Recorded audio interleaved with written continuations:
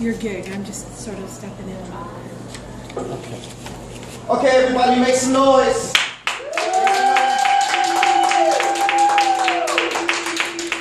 We want to welcome everyone to Art Round Trip 2014. We want to give it up to everyone that has had a hand on making this event a successful event. We got poets all the way up and down the red line for the next 4 stops going south. Just give it up to everybody who's had a hand in the event today.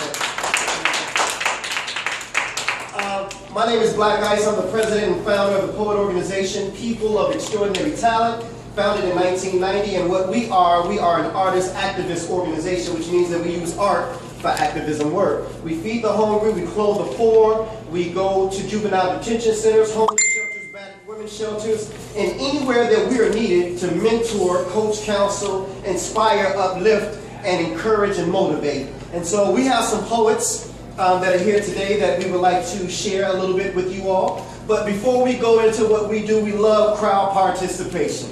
So, when I ask you all, are you ready for the next poet? I need you to say, can he flow? I haven't asked you all yet. If this was Simon Says, you guys would have lost. Okay, at least once. There you go. Cold read. I mean, come on. There you go. There you go. Ladies and gentlemen, are you all ready for the next poet? Can he flow? And then I would say something like, you already know.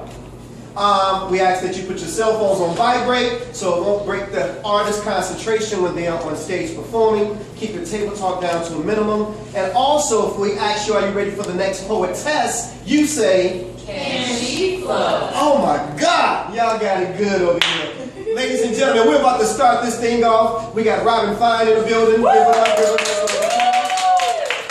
We have lovely lyricists in the building. Give her a nice round of applause. And we have Miss BLAQ Illinois 2013 in the building. Give it up for Miss Mariah Scott. Yes. So we're going to go ahead and kick this off. We always let the youngins go first, you know. They say,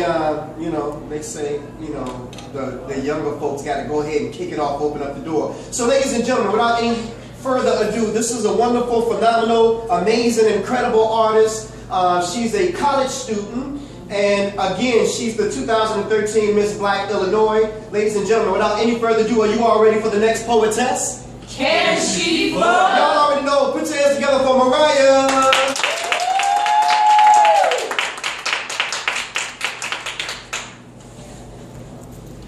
So I'm going to do a piece that's really personal.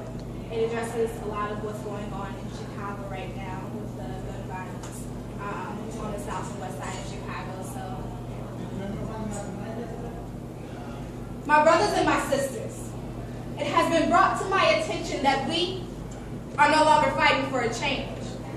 It would seem as if we are fighting to remain the same. Let me draw your attention to the reoccurrences of mass genocide. Imprisoned within our own minds, we have been trained to believe that ghosts no longer wander the streets. They do not look like you and me. Are you listening? You have a front row seat to a modern day suicide.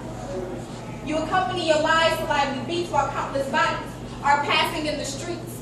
Men, women, and children are all falling along the wayside from one round of pure temptation. We reek of condemnation. Our purest form has been tainted by our own defeat. We used to stand together in unity, waiting for the bells of justice to ring. We all can benefit from this community. But my brothers and sisters, it would seem as if our own freedom has forsaken us. It was handed to us on an old rusted platter full of heartache, pain, and lust. Gaining our freedom caused us to lose sight of what it means to stand in unity. We carry the burdens of the bondage on our shoulders, letting our desperation take over. So can I get a refill on this glass you wish I could fill with hope?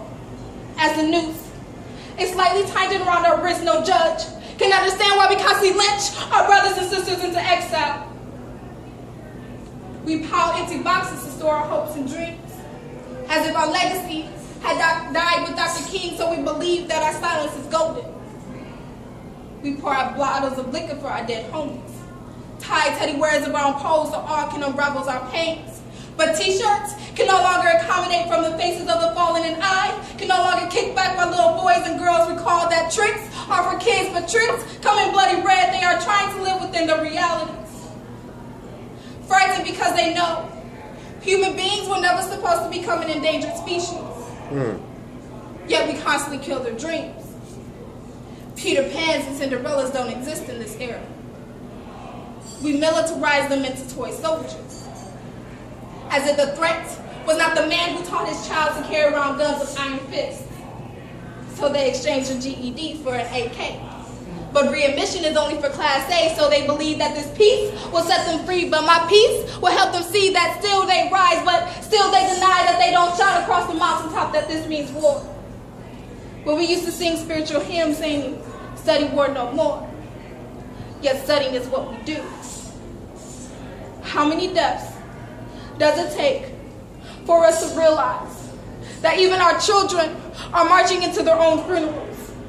Empty desks turn into closed caskets. We are creating Emmett Tills out of dope fiends and nicotine, brass knuckles across bare skin. We are harmonizing blood brothers to pass these classes.